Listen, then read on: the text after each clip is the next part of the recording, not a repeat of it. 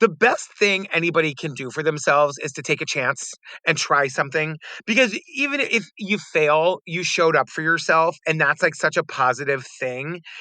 And, and then as you get older, and this was the lesson for me as I got older, was not only to like pick yourself up and keep going, but to look back and try to learn the lessons. Like what can I take away from that will make it easier next time?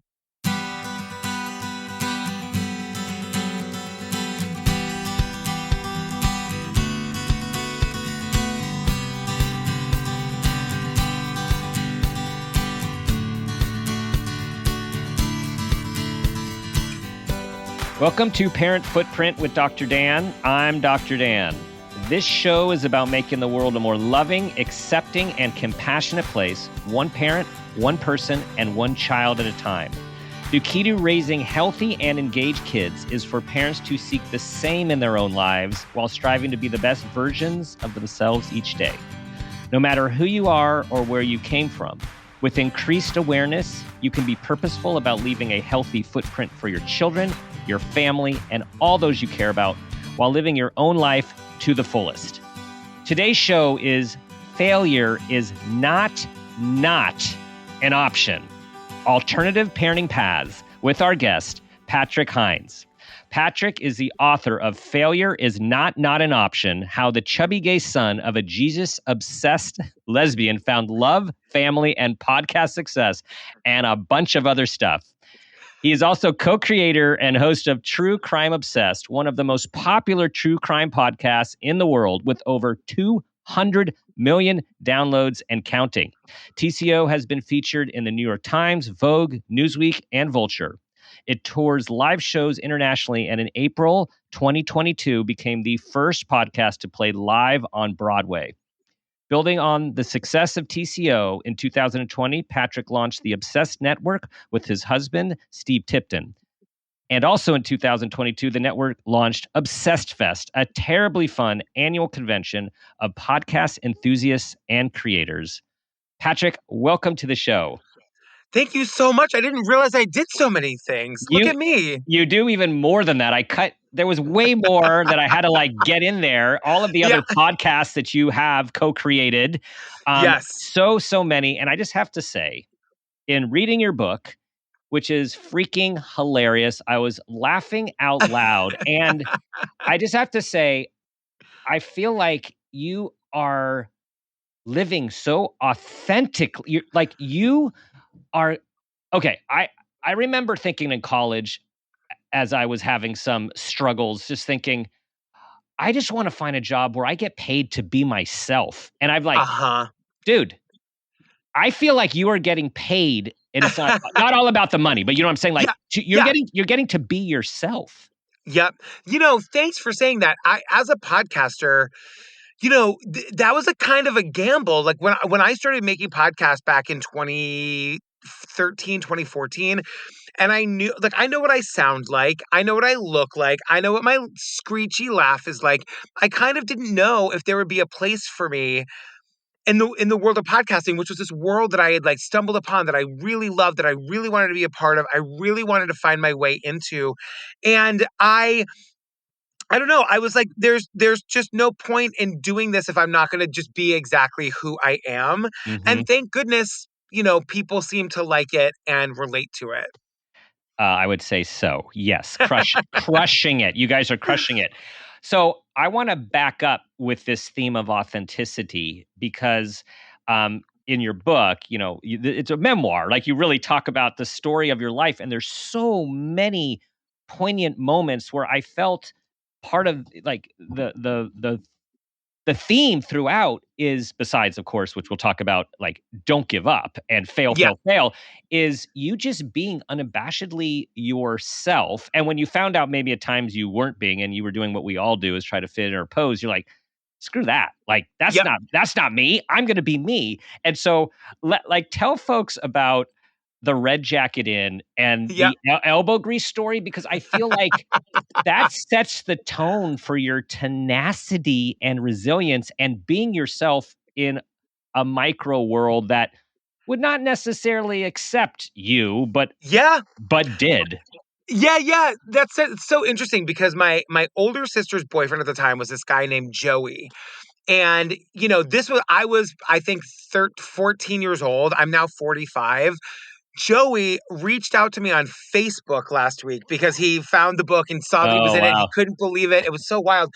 But he was this really cool kid. He was just like kind of cool. And he worked at this kitchen where he was like a prep cook. And I needed a job. And he asked me if I wanted to be a dishwasher there. And he got me the job.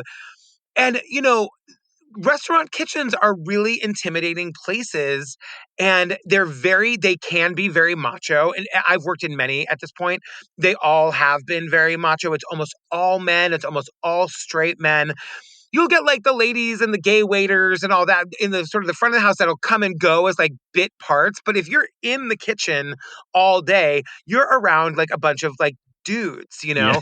And there's this like chubby gay son of a Jesus obsessed lesbian. I was nervous, but I really wanted the job. I really am a hard worker. I'm not afraid of being hot and sweaty. I'm not afraid of getting dirty. And they kind of threw me in on day one. And one of the one of the things you have to do as a dishwasher at the Red Jacket Inn on Cape Cod, it probably still is the same thing to this day.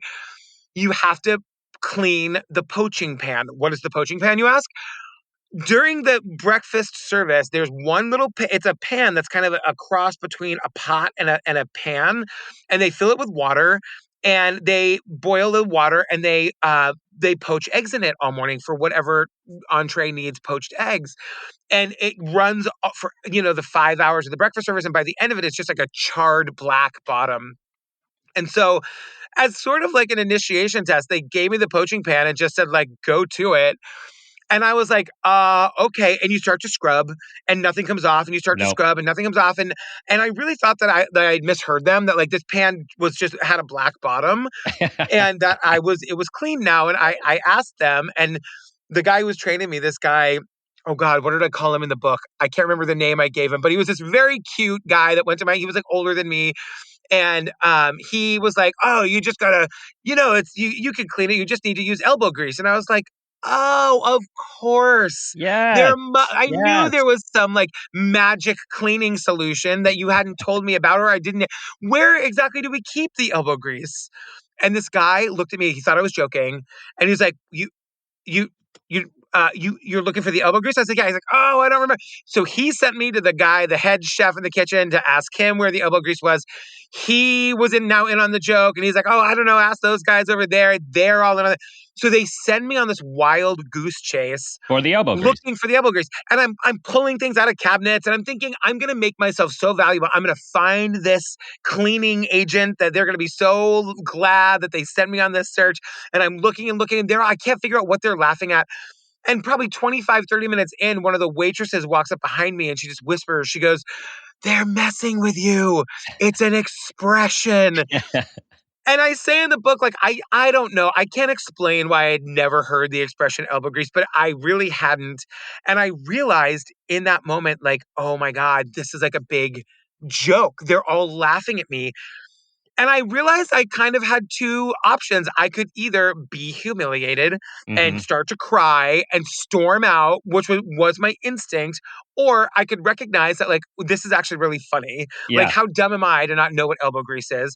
And this is hilarious. And they pulled a prank on me. And why not, like, just be in on the joke? Yeah. And I remember thinking, like, but I don't want to let them down. They're expecting a big humiliation payoff.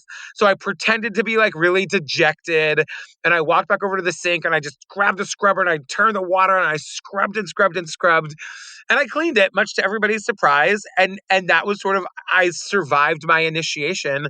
And I ended up working at that job for like 8 years or Right. something. It was like one of Right. the best formative experiences of my life. Well, and I also remember you saying, instead of crying, you also let out like a belt, like you laughed, and Laughed. they saw you go with it and also like Yes. get serious about it. But I feel like there's this pattern of resilience throughout the now funny stories and Yeah. blunders, and like it's easy to look back and laugh, Yes. and and but you laugh and you don't give up, like you just Yeah. you keep going. It's one of those things where, like, one of the best things that could have happened to me was I was born incredibly poor. You know, Hmm. my mom was the single mother of 4 kids, and my dad never paid child support. So in a lot of instances, I didn't have any choice. It was like, Right. I needed a job, I needed to work, and not that all the stories are about work, but it was like when you are born into, like, not the best of circumstances, you have 2 choices, really. It's you can sort of, like, you can sort of wallow, or you can try to, like, pull yourself up by the bootstraps, like they say. And I've always been I get it from my mother. I have a really positive outlook. I have a pretty Hmm. shiny disposition. I always think things can be better. I can do better.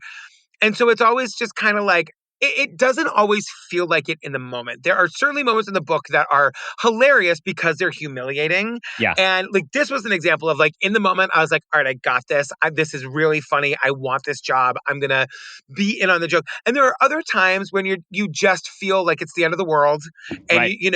and it Right. takes some time to be able to zoom out and be like, Yes. okay, like I've said in the past, going through, like, the best thing anybody can do for themselves is to take a chance and try something, because even if you fail, you showed up for yourself, and that's, like, such a positive thing. Hmm. And and then as you get older, and this was the lesson for me as I got older, was not only to, like, pick yourself up and keep going, but to look back and try to learn the lessons. Like, Hmm. what can I take away from that that will Right. make it easier next time, you Right. know? Right.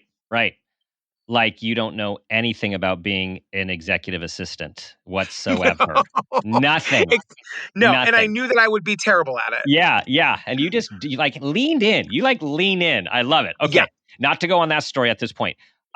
You mentioned your mom and the connection with your mom's disposition and your disposition, and that's what I was totally getting from the book, like, just her, and especially as you tell more and more about her as the book goes on.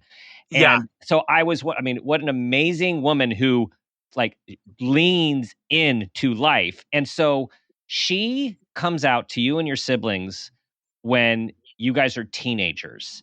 So, two questions about that. yeah, Where were you in your own journey and awareness? yeah. And how has she what did she model for you being a gay man and living your true authentic self?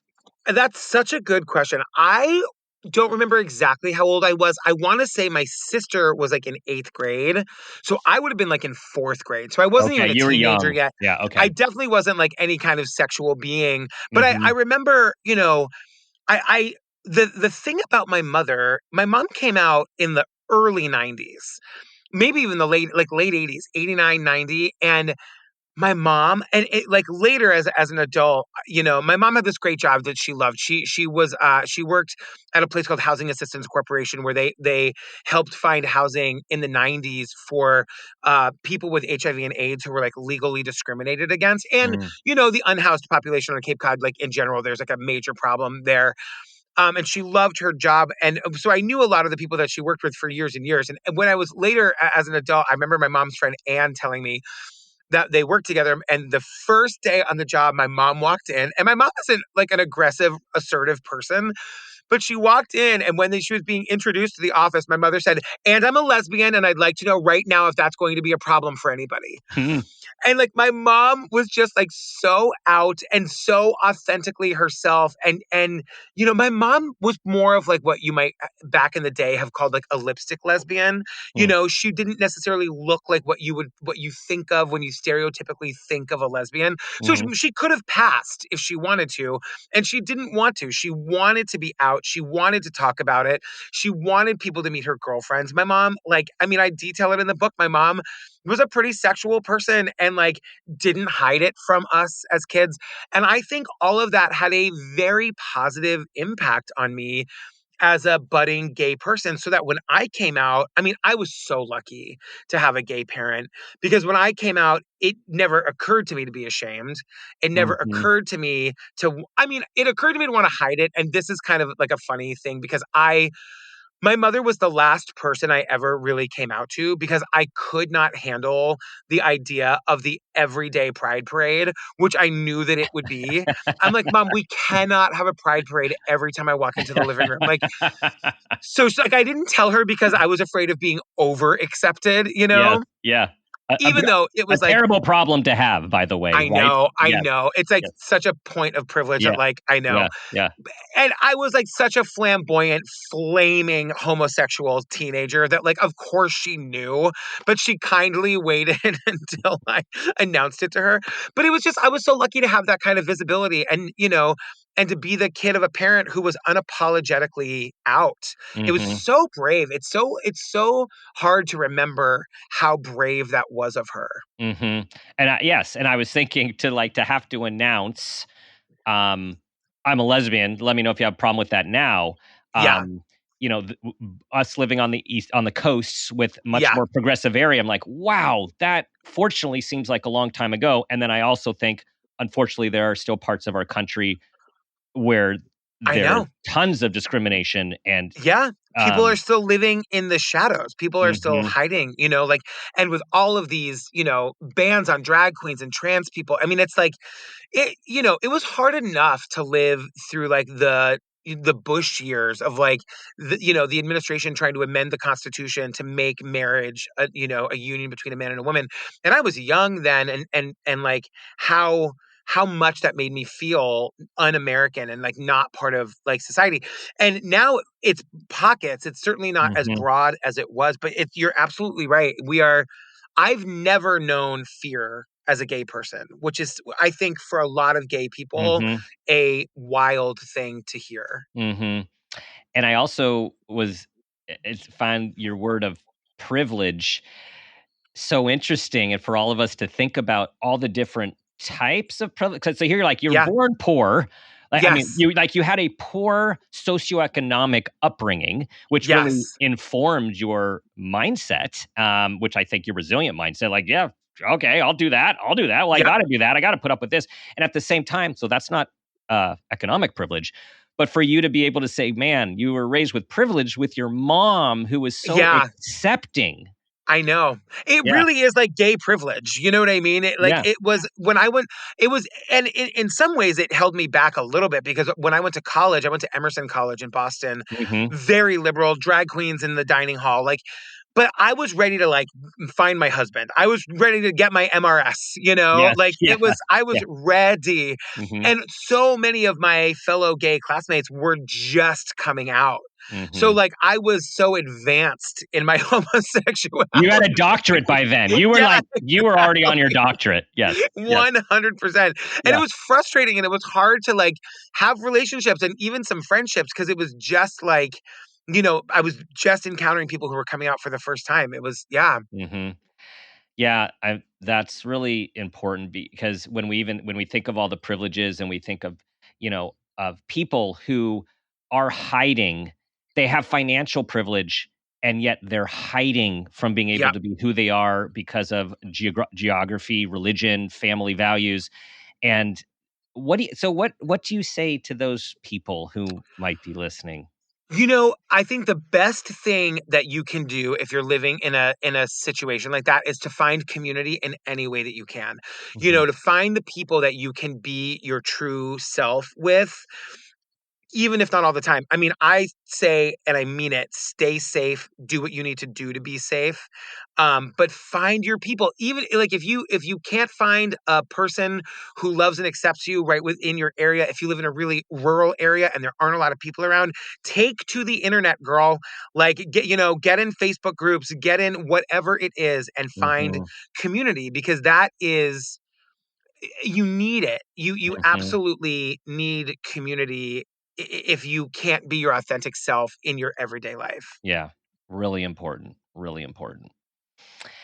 So there's a lot of stories which we might go back to, and I have this image of you walking through a glass door in Spain Yes. to I telling your husband, "I wanna have a child." Like, Yes. like how did that, like, did it bang something into your brain or Yeah. something? Well, Yeah. yes. I mean, Yeah. and Yeah. it really is a true, like, such a true visual, truthful moment. Because when Steve and I met, we both kind of prided ourselves on not wanting to have kids. And it was so great. I say in the book, we were going to be like first class travel gays and just take trips and be fabulous. And I remember, like, I made this joke on one of our trips that we weren't going to have kids. We were going to have vacations and name them. And Steve thought that Yep. was so funny. Hmm. And I remember the moment I made that joke, I felt, and this is not a real thing for many people. I'm not trying to put it on anybody else, but just for me, I felt my biological clock burst into life, Mm. and I was like, "Oh, I'm like 32 and I said out loud I don't want kids and my husband like loves it and ever since that moment I started to think like, do I want a kid? I think I want a kid. And I was kind of having this conversation to myself and maybe it was a year later or whatever, however long later it was, we were on this trip in Barcelona and it had all gone so wrong because we were going to Paris and Barcelona and we were traveling on a budget and we put all our credit cards in my wallet and then I lost my wallet and we were broke and we were waiting for my debit card to be shipped it was just a nightmare. Had no money and we were at this like little sandwich shop in Barcelona and I got up to like leave and I waved goodbye to the cute sandwich guy and bang! Like I walked into what I thought was like an open door, but it Yeah. was a closed door. And I walked into it so hard, the whole thing just shattered. Oh my God. I walked and it was like a true moment of like, am I dead? Yeah. Am I made of glass? Am I Yeah. what because there wasn't pain. I didn't, I got a couple of scratches, but I wasn't like in pain and then I realized what happened and I was just utterly humiliated. Yeah. And all these people sitting in this cafe, like, what did that idiot just? No one got up to help me. My Yeah. husband is trying to like brush the glass off me. Yeah. And we Ah, go and we sit down on the bench, and I just burst into tears. It had been a bad vacation, and now I was embarrassed.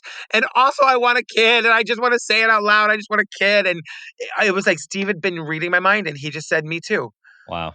And Wow. it was yeah, it was just like a really cathartic, let it all out moment.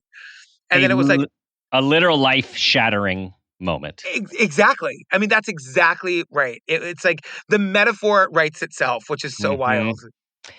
And then the journey begins Yeah. as we were talking about privilege.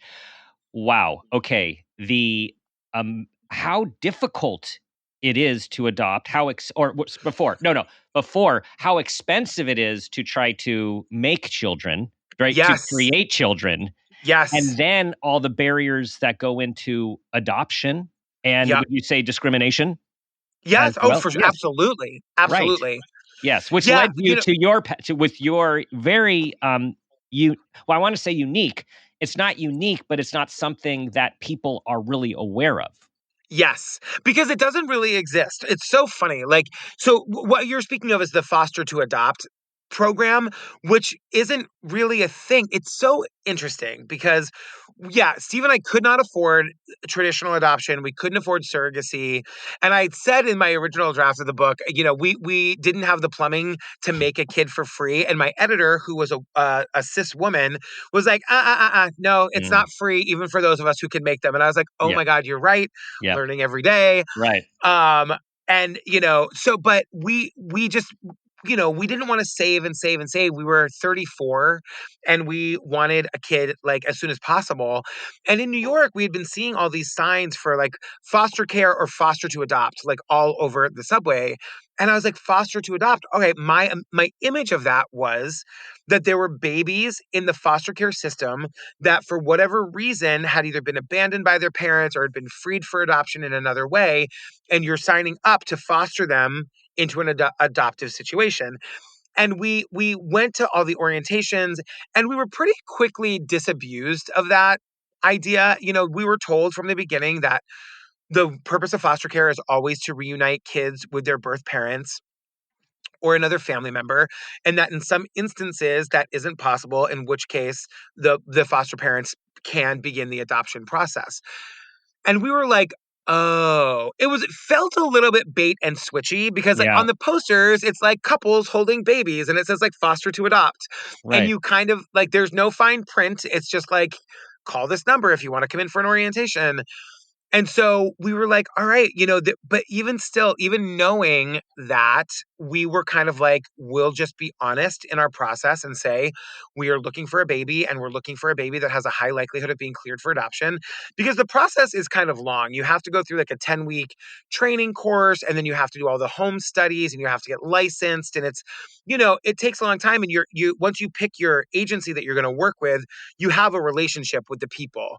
And so we had made it clear from the beginning that we were looking for that kind of a situation. Hmm. And, and then like we were told it could be a long time. Once we turned in our paperwork to get our licenses, it could be 6 months, it could be a year if we were being really specific about that. And literally we turned in our paperwork on a Thursday and Thursday afternoon we got the call. That's incredible. Right. Yeah. Yeah. Yeah, it was wild. And then, then the baby didn't end up coming to us until Monday and the communication wasn't great. So we didn't know. I started my paternity leave with my job, but then I didn't know if the baby was coming. And then I was a wreck because I was convinced this was our kid. Like it was nothing with me is ever not traumatic. So Well, which leads to, did you say dramatic or traumatic? both. Everything is dramatic and traumatic. It's just all Yeah. one and the same. Yeah. So beautiful Daisy comes into your lives. Yes. And then the individual who openly talks about not liking children for a long time, except, of course, your own child, of course, Yeah. Yeah. decides to open a home daycare. Yes. That makes Oh sense. God. That I makes did. lots. That's That me. makes You're lots talking of about sense. me. Yes. Yes. Yeah. Yeah, I mean, here was the thinking. I knew that when the baby came to us, whenever she came, I was not going to want to leave, that I was going to want to work from home, be at home. And this was pre-pandemic. Like right now, work from home jobs are much more common. Back then, that wasn't a thing. Everybody wanted to work from home, but it wasn't really a Hmm. thing. Right. And so in the 18 months before Daisy came, I spent all that time getting licensed to open a nursing, getting licensed to open a daycare, Yep. doing all the training, selling all the furniture, doing all the home visits. And then, like, we literally got rid of all of our stuff and turned it into a daycare. And then Daisy came and, we took a couple weeks, but then we're like, all right, now we're going to open the daycare. And I mean, I had been working part time at a friend's daycare to get ready for it. I had taken all the classes, I had gotten licensed.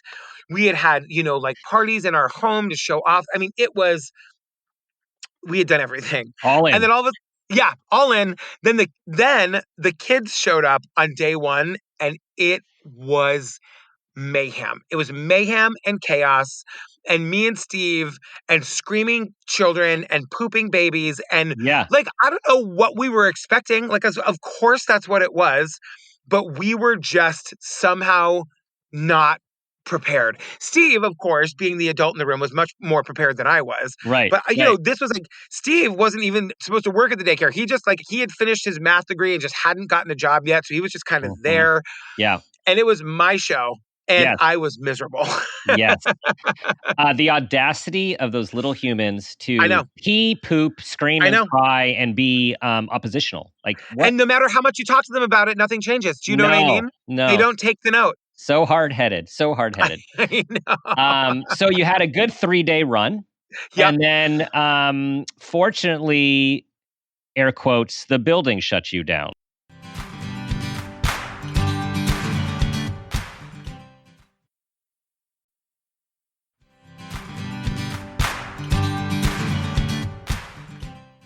Well, what happened was on Wednesday, I had a full-on panic attack, which I've never had before or since. Head in the freezer. And Head in the head in the freezer. freezer. Hmm. Literally, it went from fetal position on the bed, and we had other workers working. It wasn't like I abandoned the kids, but it was like fetal position on the bed, then head in the freezer. And what was going through my mind was like, this was my identity now. The only t-shirts I wore were the t-shirts that I had made with the Hamilton Heights daycare on it and the phone number.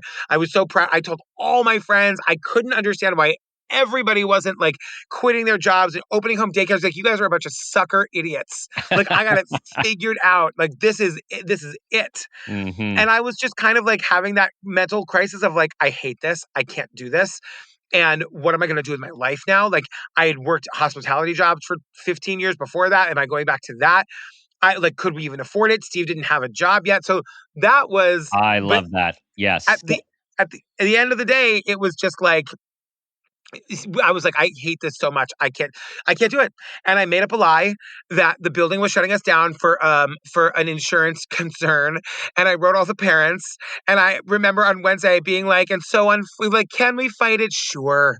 But that'll take a long time. And who knows where we'll all be. And so unfortunately, this Friday will be our last half day. Like, I couldn't even get through a full day on Friday. It was Yeah. a nightmare. You did the right thing. You really did the right Yes. thing.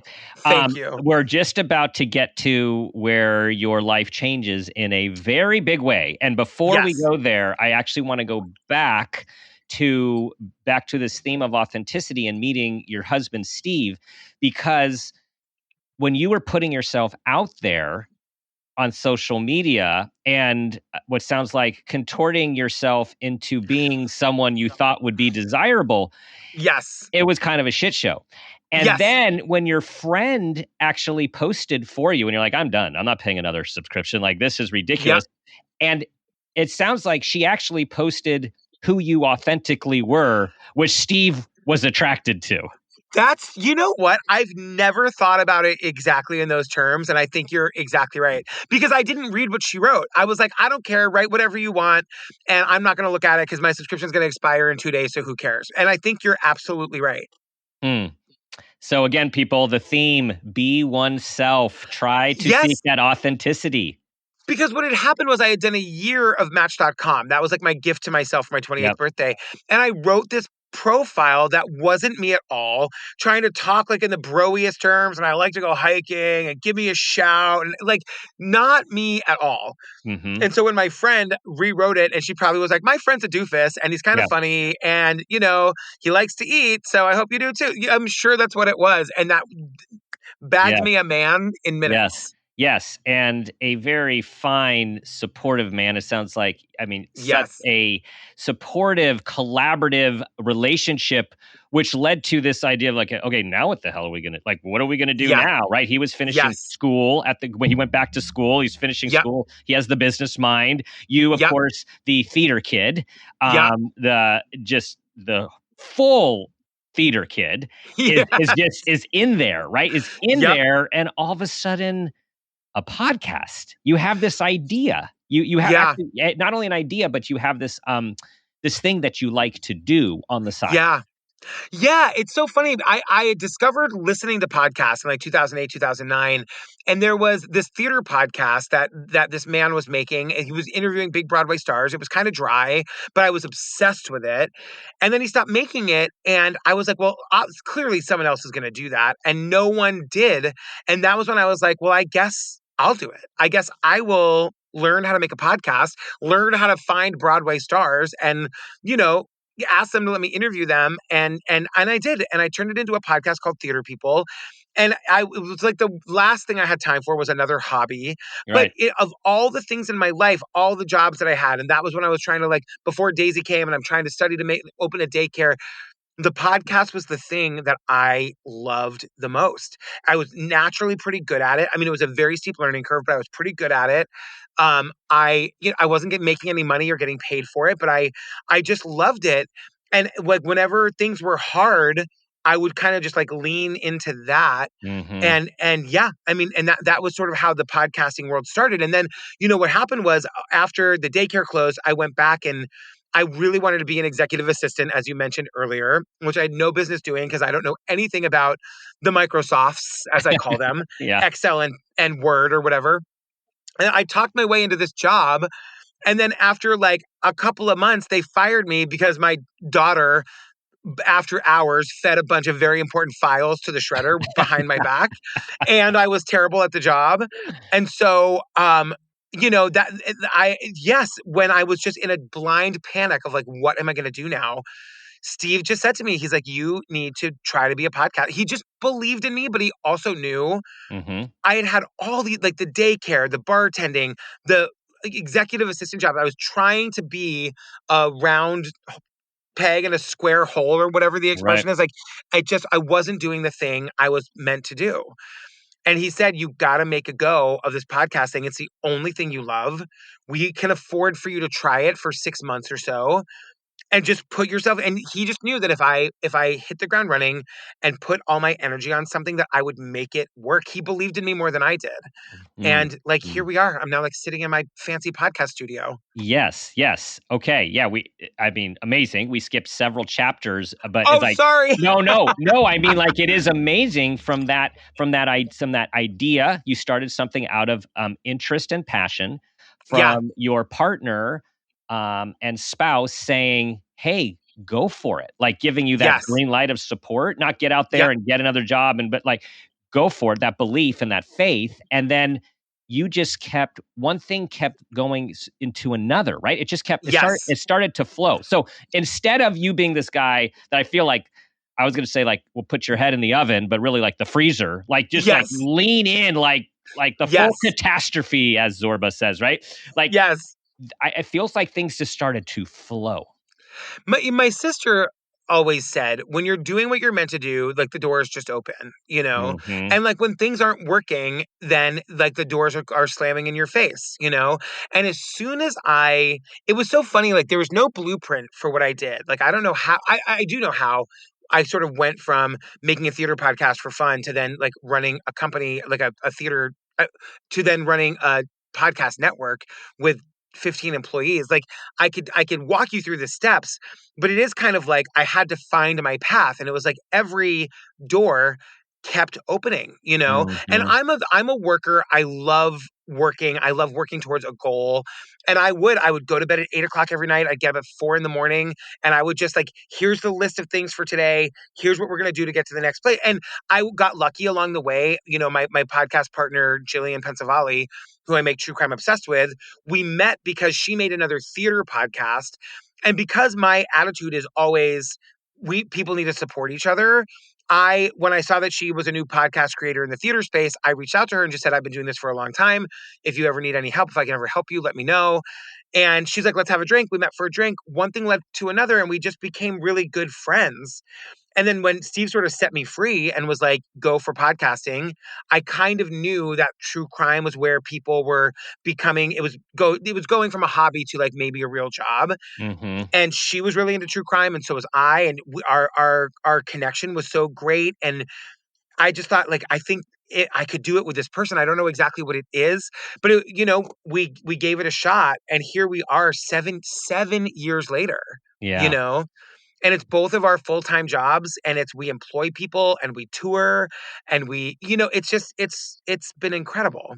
200 million downloads. And Yeah. I know from reading your story, you don't have a math brain. I do not have a math brain. So we No. connect on that. So the idea of thinking about 200 million, like Yeah. you can't even wrap your mind around that number. I can't even see that on a scale, you No. know? And I remember the days early on when I was, like, so excited when we hit 5,000 downloads and then Right. 10,000 downloads, you know? Right. And now it's like, 3 to 5 million downloads a month, and it's just crazy. Yes. It's wonderful. It's so wonderful. So, man, the story of resilience, of leaning in, and when did you and failure and like failure Yeah. and failure and failure and failure. Do you remember when you actually became aware of failure as a thing to lean into and embrace? Was there a moment, or is it just it's a cumulative Yeah, effect? it's definitely, you know, for me, it's like you could substitute the word failure with trying. And I Mhm. think that that's because you can only fail if you try. You might also succeed, but like trying is sort of the beginning of it. And I just remember thinking that, like, it's about taking risks. It's about believing in yourself. It's about like really getting real with yourself and having the real conversation about what you want in life and how you're going to get it, you know? Mhm. And and when I was able to see that was probably like in my late 20s when I was like, I'd been single. I really wanted to be in a relationship. I really wanted, like, that was like the next big grown up thing I wanted. Mm-hmm. And rather than being lofty about it and waiting for I was like, I'm going to get a Match.com subscription. I'm going to go out with every guy that asks. I'm going to ask people out. And that was the first time that I like looked back and I was like, wow, Mm-hmm. that worked. I found my husband. What's next? Mm-hmm. And so Mm-hmm. then I thought I wanted this thing. And I thought I wanted to open a daycare and be like the daycare king of Northern Manhattan. And I threw myself into that wholeheartedly, and that completely failed. And then it Mm-hmm. was kind of like, all right, what are the lessons from this? Well, I Mm-hmm. like working for myself. I am a hard worker. I can make things happen, even things that seem like they're not for me or something that I personally couldn't accomplish. I can do those things. So that it was when I did, I think the ability to zoom out on my life and try to look down on it and see like when things have worked and when things haven't, they always go back to taking a risk of some kind. Mm-hmm. Yes. Nothing happens without taking a risk and getting outside the box. Yeah. Nothing happens. Speaking of privilege, like we were talking about before, I always want to say I understand that there is some privilege involved there. That like, and for many, many years of my life, I had jobs I didn't like that paid the bills, and I Mhm. absolutely had to have those jobs, Right. Right. So like not everybody has the luxury of being able to pursue their dream or, Right. like and I'm very aware of that. Mhm. I just always like to say that whenever I talk about like taking risks. Not Right. everybody can. I totally Right. get that. Right. That is fair and really important. Um, and I would say if it didn't work, you were gonna go back to having a day job. I mean, at any time, if this all fell apart, I would be a bartender next month. You Right. know what I mean? Right. And I got to tell you, I loved being a bartender. I was Right. saying this to my therapist like last week. I'm like, I could be a bartender again if I had to. That was a great gig. I Yes. was good at it. I made Right. money. Yes. Yes. Yes. Okay. So few more questions here. One is looping back to parenting and Yeah. Daisy. I'm curious how being a parent has changed you. I think about that question all the time. I I mean, in all like the little ways, like I'm more patient, I'm kinder, my heart has grown 3 sizes. Mhm. Um, you know, and I think about the future a lot. I think about like it's definitely I used to always say that like my life didn't feel like a continuous movie. It felt like episodic television where I would kind of like every day was like a new episode. And now my life feels like a movie. Mm. Not in a grand way. I just mean that like one day flows into the next, flows into the next, Mhm. and I feel like I'm on a journey. It's definitely made me more spiritual. I've always been spiritual, but Daisy, obviously we adopted through foster care, and I say to her all the time, I believe that we were put on this earth at the same time to be together. Mhm. And with Steve, the three of us. And Mhm. I know when we die, Steve does not want to go to the planet with me and Daisy Right. like I want him to. I know Right. he's like, I don't know if I can do eternity with you, but life is fine. Yes. Um, but I definitely, think in those terms. My brain Mhm. has expanded so much. Mm. I'm much less self-centered, which is Mhm. to say I'm still kind of self-centered. Like I very much see my role in our family as being the one that's out there, kind of being the entrepreneur, making Mhm. sure that the business of us is I work all the time, you know. Mhm. Mhm. And I do see that as my role, but I'm doing it for them. Mhm. I love it, but I'm doing it for them. Yeah. Yeah. I don't feel alone on the planet like you can. I Yeah. feel like a part of a unit, which is just Awesome. gives me confidence and freedom Mhm. and the ability to just keep Mhm. going. Yeah. Part of something larger and meaningful. Yeah. I'm glad you brought up the spirituality aspect because you you wrote in the book, like, you absolutely knew, even though you were going into a foster adopt situation where a high percentage of the kids go back to their Yep. family of origin, you Yep. you you said you knew in that moment that you were going to get a child. And then within 24 hours, when it's supposed to take months, Yep. there's Daisy. So things clearly aligned, and Yeah. Daisy saw her opportunity. Yeah, isn't that wild? Because I Yeah. think that like there was a time Steve and I moved to Boston and we were gonna live in Boston for forever. And I mean, I have definitely thought back on the timelines, Hmm. about how like the timeline of Daisy's birth and the timeline of us doing our 10-week foster, to adopt program and getting licensed and turning my stuff in that Thursday. What if I had waited till Friday? Who knows where she would have gone? You Yeah. know? That Yeah. it was I believe in fate. I believe it was all meant to be. Awesome. Awesome. What do you hope people get from your book? It's so I've been hearing a lot from our listeners. It's so funny. People have little catastrophes every single day. This one person sent me a message the other day that she was on a Zoom call with like all of her bosses and they were on a break and she took a call and was talking about how all of her bosses were assholes and she wasn't on mute.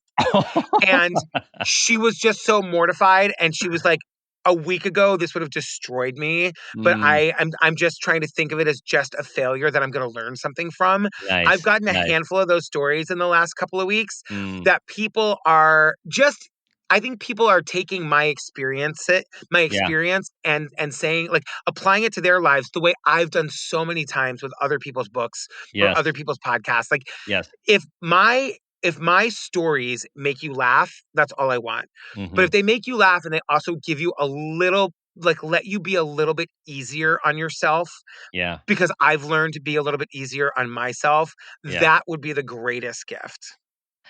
And that had both of those effects on me. The Oh, laughter, thank you. yeah, and just the inspiration, really, Patrick, of go for it. Don't take Yeah. yourself so seriously. Like lean in and just keep Yep. going, even if you figuratively or literally walk through a glass door. Just In keep, Barcelona at a yeah, just sandwich shop. just keep going. Just keep going. Yeah. Yeah. Yeah. Okay, it's time for the parent footprint moment question, which I Yep. know you've been waiting for. Here we go. Yes. Tell us about a time that you became aware of yourself as an individual, as a parent, or even an awareness of your own parents, and that new awareness had a positive impact on your life, your child's, and or those you love. All right. So a couple of months ago, my whole family was on vacation. We all my husband and me, both of my sisters and their kids all went to Hawaii for 10 days. It was like this big we could never have afforded that when we were kids. It was like so amazing to be able to take all of our kids and give them this great trip and it was wonderful. On the second to last day there, we were all at the beach and we had gone on this really long beach walk and we were coming back to the car and we were kind of divided up into groups and I was with my older sister and my daughter and my younger sister's son were with us.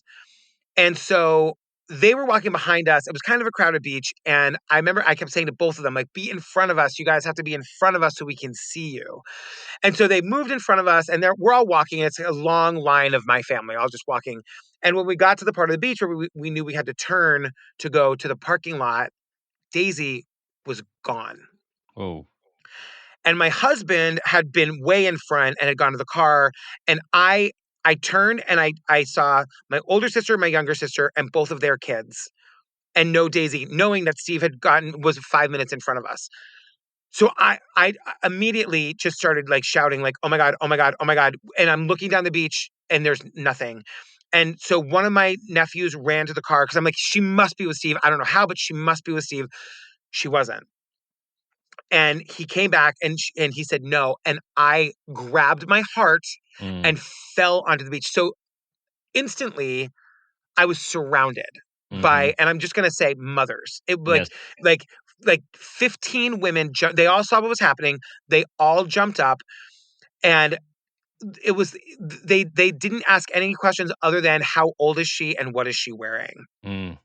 Oh And I man, said I she's got the 9. chills. I got the I chills. mean, Yeah, yeah, yeah, this is like the worst moment of my life. yeah.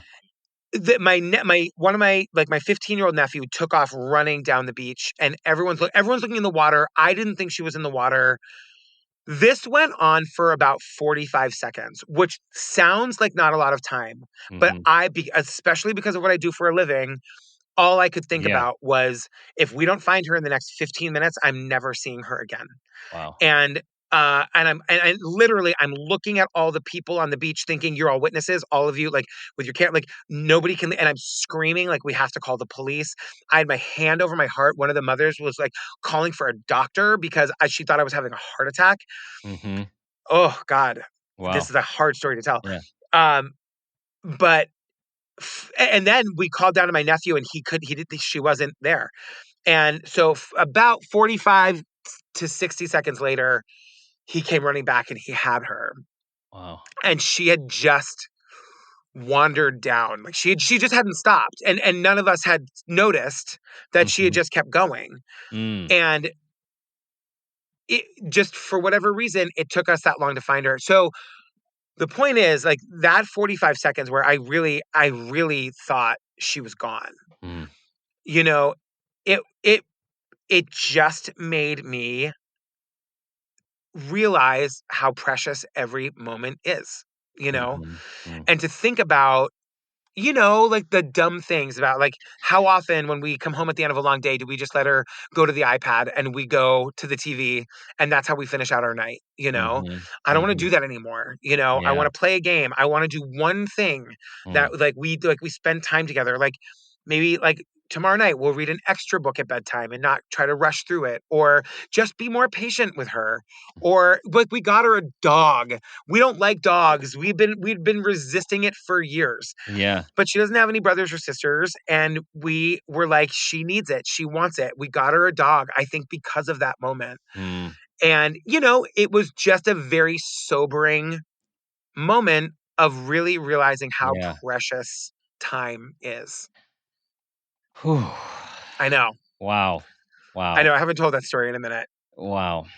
Well, thank you for sharing it with us because it is multiple meanings, lessons in Yeah. there for us to keep an eye on our kids because Yeah. things happen so Mhm. quickly, and you do know from your line of work, bad stuff happens all too often, Yep. and most importantly, how precious the moments are.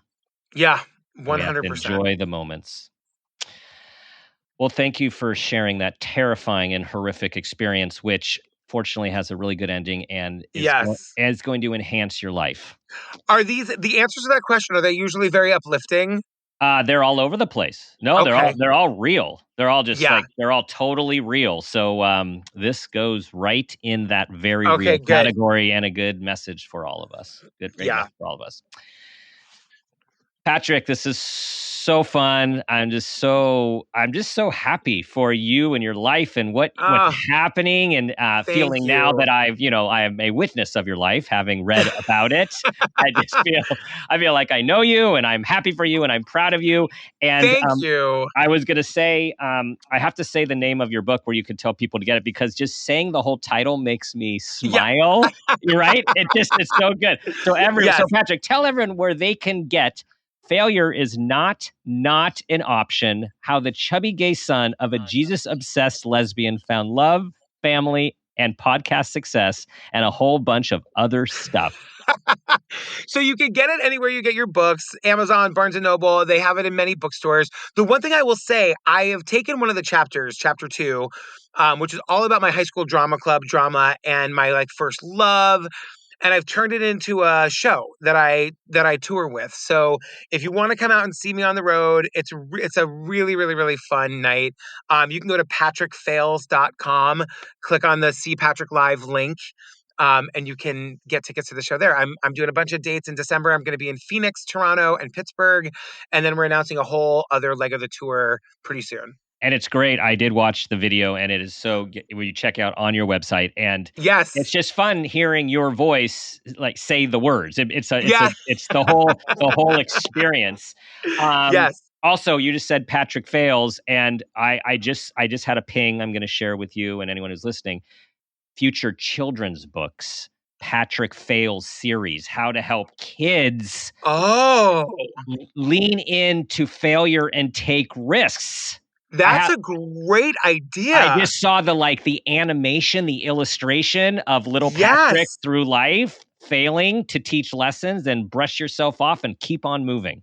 That is a really, really good idea. May I steal that? Yes, we're expanding the empire right now. Yeah. Yes. You may. Okay, yeah, it's your book. It's your story. Thank So you. yes, this Oh my is for goodness. you. Okay, thank you. Yeah. Okay, and so TCO, tell everyone about TCO and everything involved. Yep, True Crime Obsessed is the podcast I make with Jillian Pensavalli. We recap true crime documentaries, and we do it with humor and empathy and heart and sass. We used to call it a true crime comedy podcast. We don't anymore. Even though there's still humor, the humor is never at the expense of the victims or the crime. It's always just about our rage at how these things continue to happen. Mm-hmm. We have over 400 episodes. We've been making it for 7 years now. And you know, we also go on tour. We have our fan convention called Obsessed Fest, which we're doing in Dallas this year from October 20th to the 22nd. You can get all of the information for everything, and you can find it wherever you get your podcasts. But you can go to truecrimeobsessed.com. Awesome. So much good stuff and so much more good stuff coming, I know, because you are a creative mind, and a creative mind must keep creating. They must keep creating. Absolutely. Yeah. All right, everyone. That, unfortunately, is the end of a fun, inspiring, and wise conversation with Patrick Hinds. Go check out the book. I promise you, you will love it. Thank you for listening. Please share this episode with everyone you think needs to hear it. Thanks for being a part of our community. Thank you for your 5-star reviews. You know what I'm going to ask you to do. Be the person you want your child to become, and ask yourself that guiding question I ask myself each day: what footprint do you want to leave?